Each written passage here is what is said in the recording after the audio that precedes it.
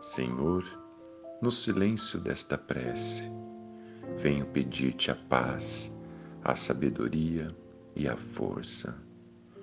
Quero sempre olhar o mundo com os olhos cheios de amor. Quero ser paciente, compreensivo, prudente.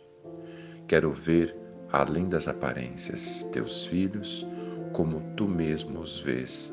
E assim, Senhor, ver somente o bem em cada um deles. Fecha meus ouvidos a todas as calúnias. Guarda minha língua de todas as maldades, para que só de bênção se encham minha alma. Que eu seja tão bom e tão alegre que todos aqueles que se aproximem de mim sintam tua presença. Reveste-me de tua beleza, Senhor, e que no decorrer dos dias eu te revele a todos. Pai nosso, que estais nos céus, santificado seja o vosso santo e bendito nome. Venha a nós o teu reino, seja feita a tua vontade, assim na terra como em todos os mundos habitados. Dai-nos, Senhor, o pão do corpo e da alma. Perdoa as nossas ofensas e ensina-nos a perdoar aqueles que nos têm ofendido.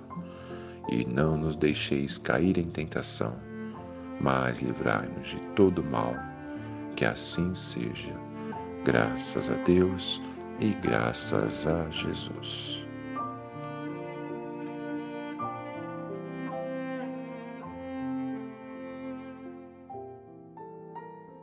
Olá, sejam todos bem-vindos para essa nossa palestra de hoje. Hoje a gente vai falar sobre um tema do Evangelho segundo o Espiritismo, capítulo 16, que fala sobre não se pode servir a Deus e a Mamon.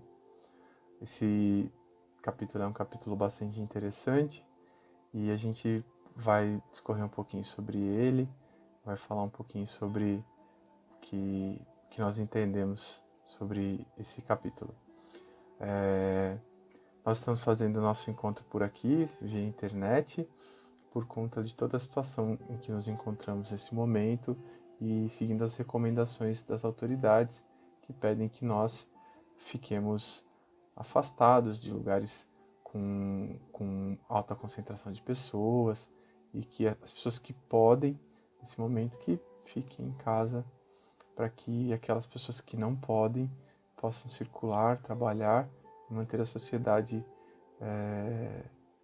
com um pouquinho de ordem, né? Conforme todos nós entendemos.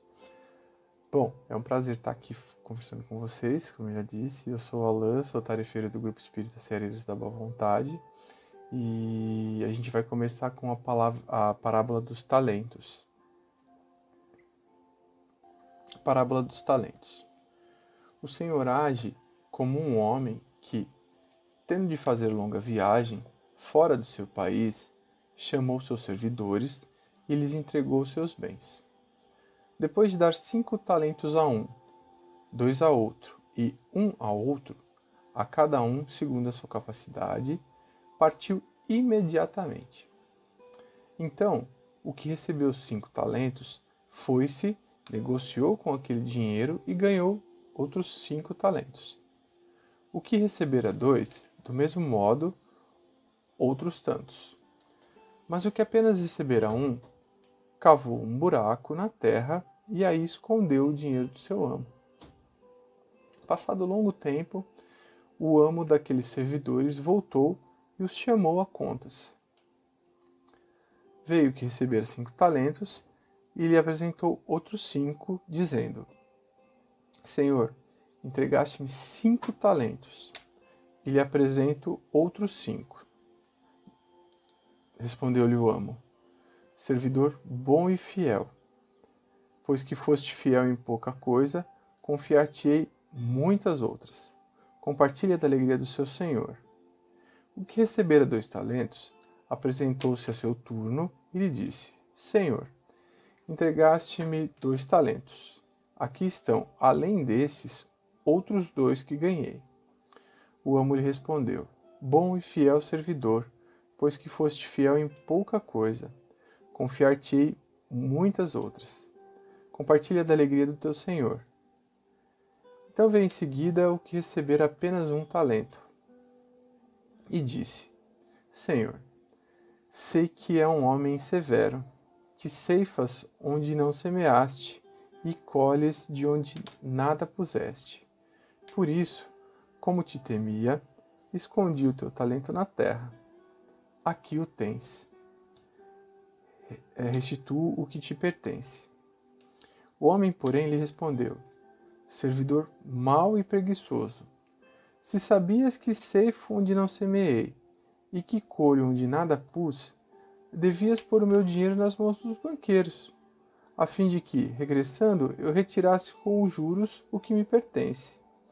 Tirem-lhe, pois, o talento que está com ele, e deem ao que tem 10 talentos, porquanto dar-se-á a todos os que já têm, e esses ficarão cumulados de bens. Quanto àquele que nada tem, tirar-se-lhe-á mesmo o que pareça ter, e seja esse servidor inútil lançado nas trevas exteriores, onde haverá prantos e ranger de dentes. Mateus, capítulo 25, versículo 14 a 30.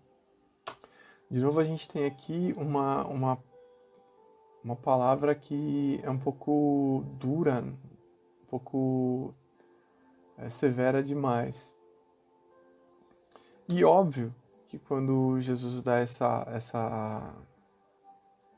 que ele conta essa parábola, que ele fala desse Senhor, e aí ele fala que quem tem receberá mais, e quem não tem ou acha que tem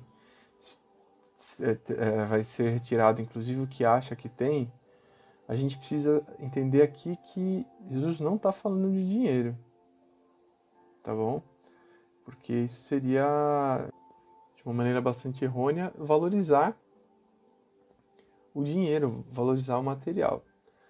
E quando Jesus está falando sobre os talentos aqui, é de verdade aquilo que a gente conquista ao longo das nossas existências e aquilo que a gente leva de maneira efetiva. É só a gente pensar bem, né? A gente leva dinheiro quando a gente desencarna? Não. A gente leva os carros, as casas? Não. O que a gente efetivamente leva quando a gente desencarna?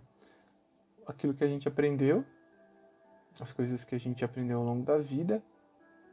A gente leva as amizades, as afeições que a gente construiu ao longo da nossa existência, e a gente leva efetivamente todo o amor que tiver plantado.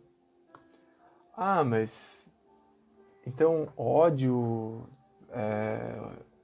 as coisas más que eu fiz, isso eu não levo? Leva também, né?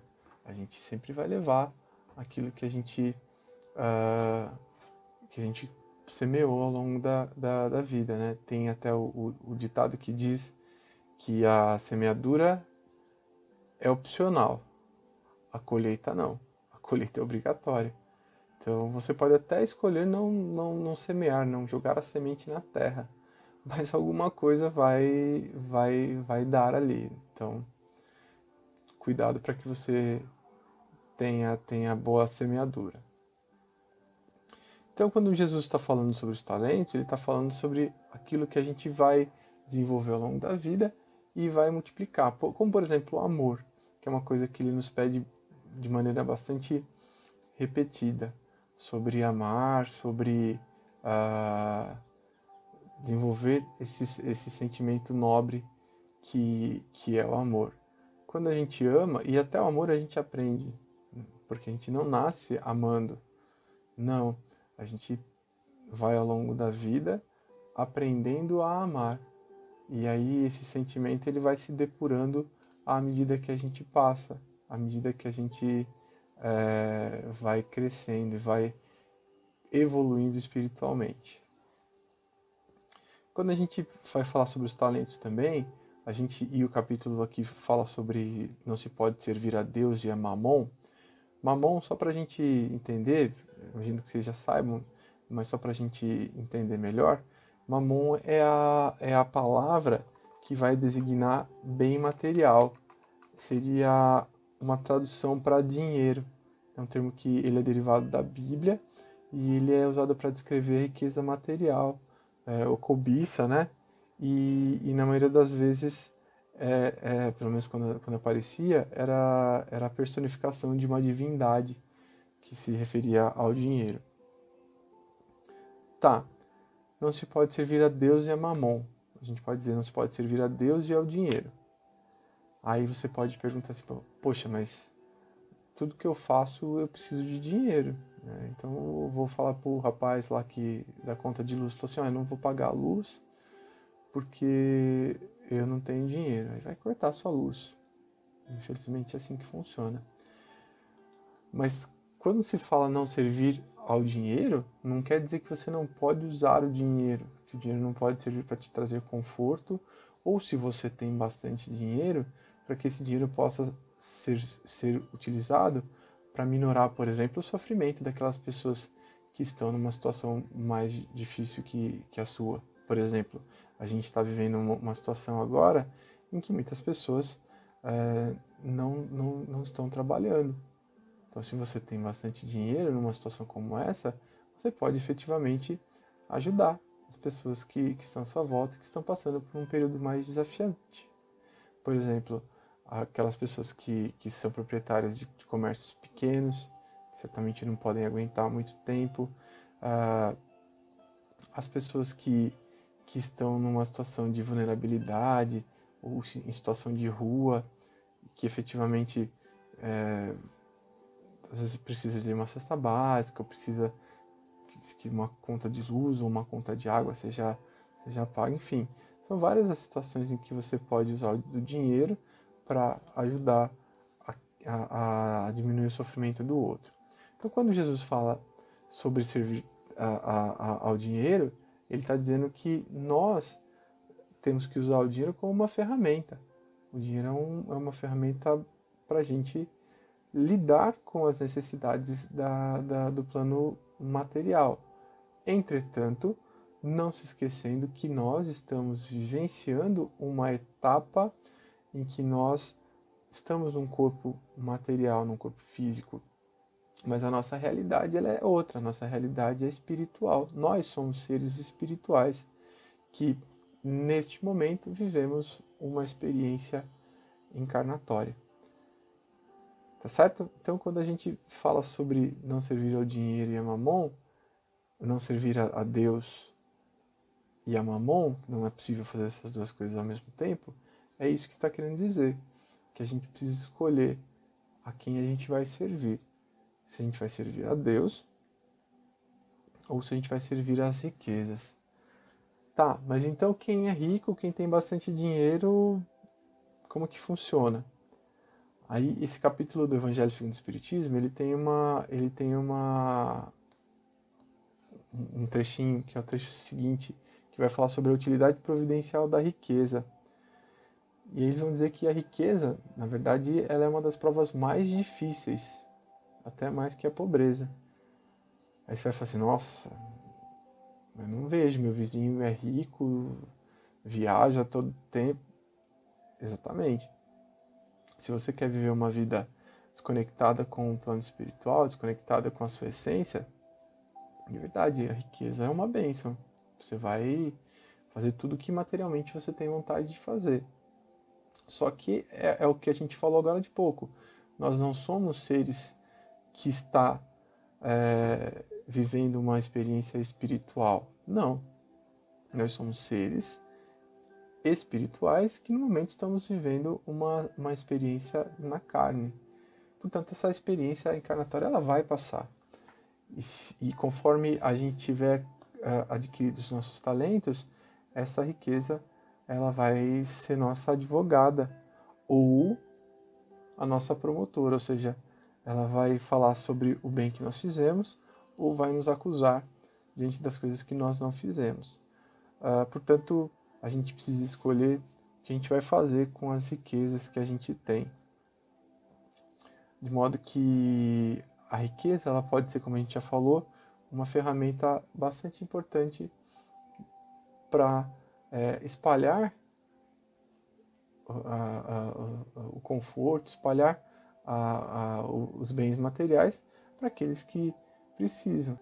Pode andar hoje na sua cidade e você vai certamente encontrar várias pessoas que estão ou vivendo num momento delicado das suas vidas, dormindo sob a marquise de um comércio, ou então pessoas que estão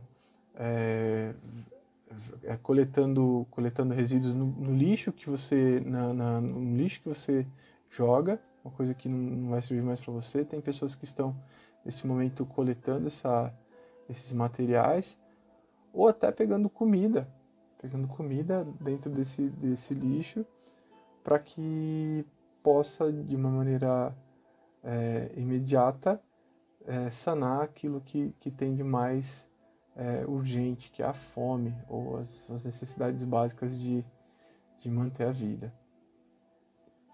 Então, se você entende que isso é uma coisa injusta, você certamente vai trabalhar para que o que você ganha, aquilo que você tem, possa ser espalhado. Aí você vai falar assim, poxa, mas eu não tenho nada, o que eu ganho mal dá para mim. Bom, tudo bem, são situações, às vezes a gente não está em condição de doar, às vezes a gente está mais necessitado de receber.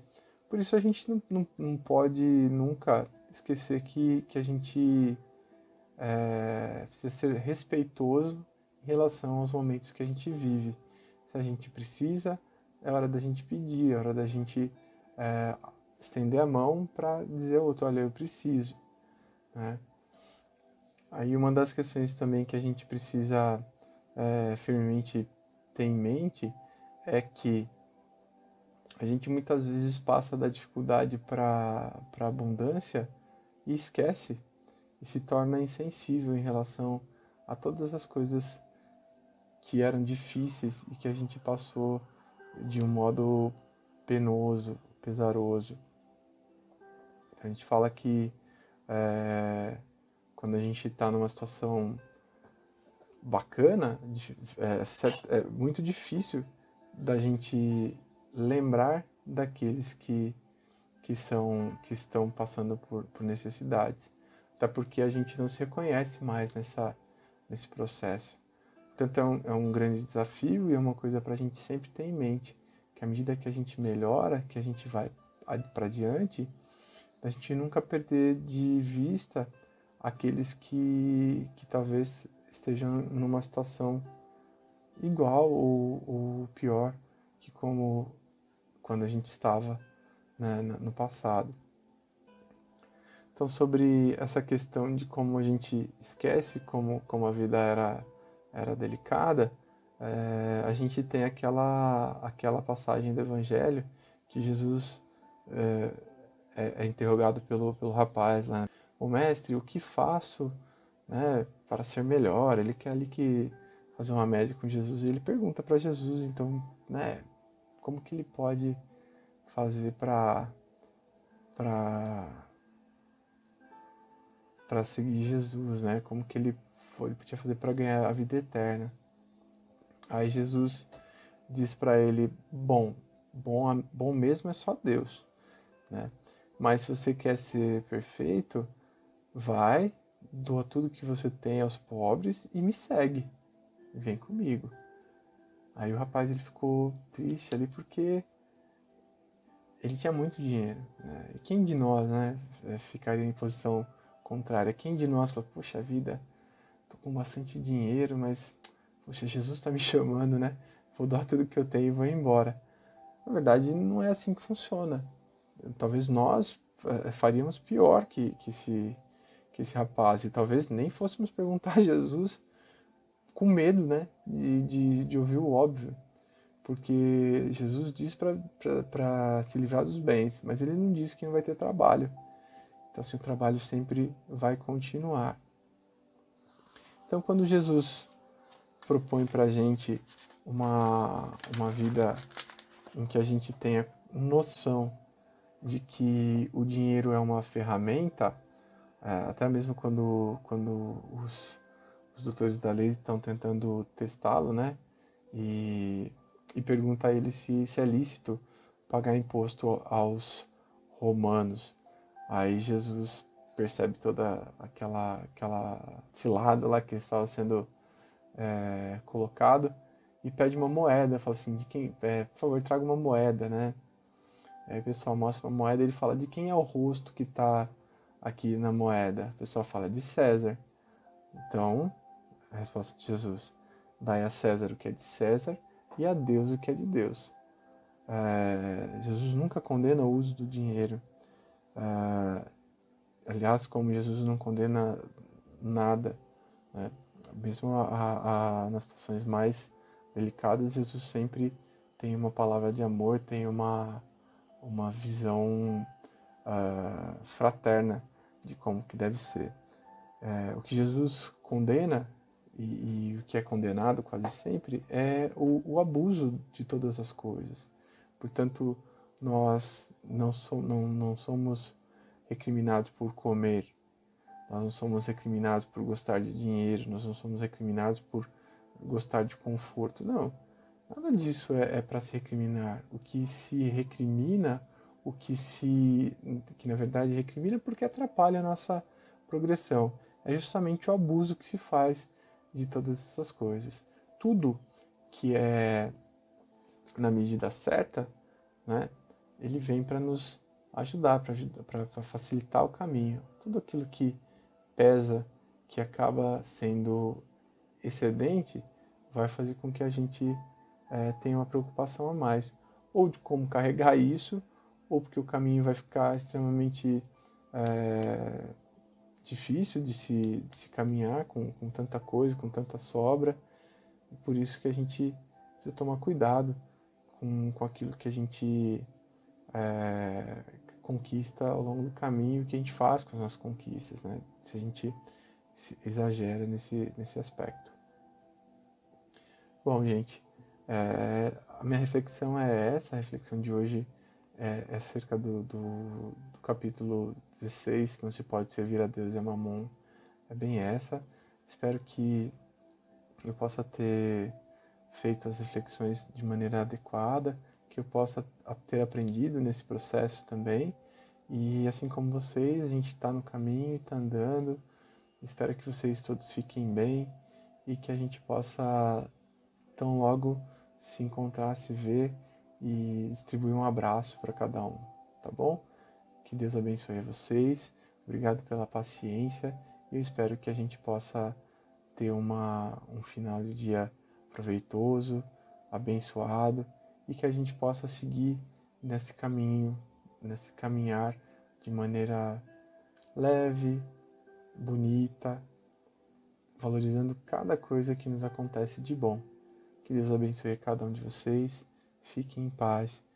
Graças a Deus e graças a Jesus.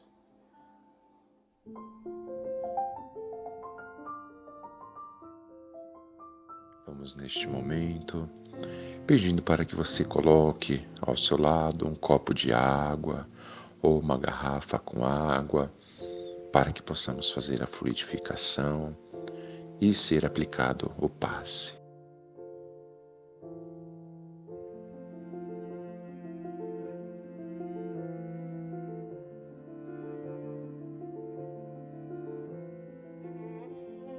Vamos então fechando os nossos olhos, nos sentando confortavelmente, elevando nosso pensamento a Deus, a Jesus, nos envolvendo com o teu amor e com tua luz.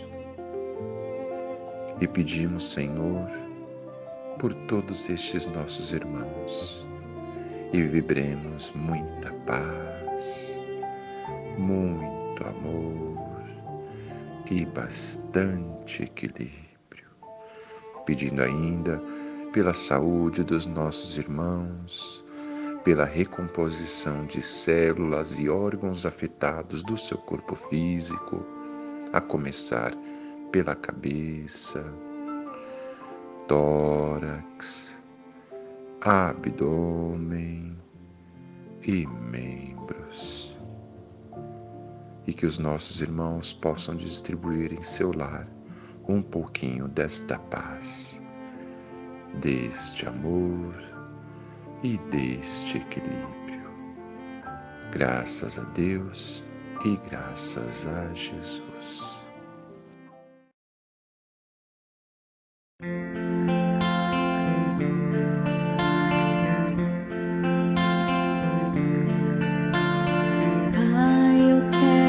Te amar, tocar o teu coração e derramar aos teus pés. Mais perto eu quero estar, Senhor, te adorar com tudo que eu sou e a te render glória.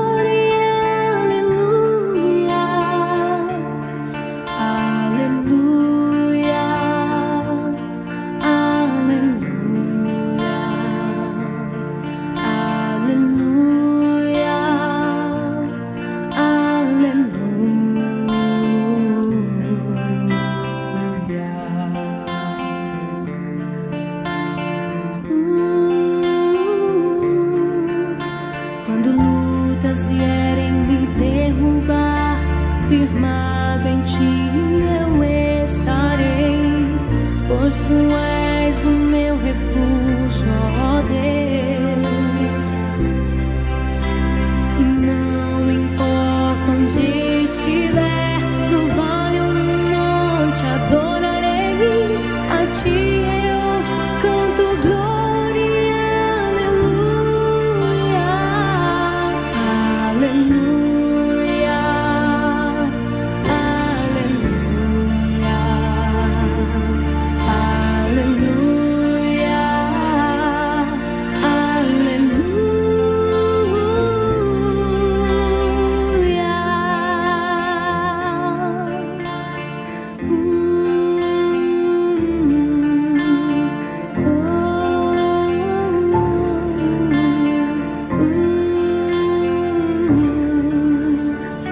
Say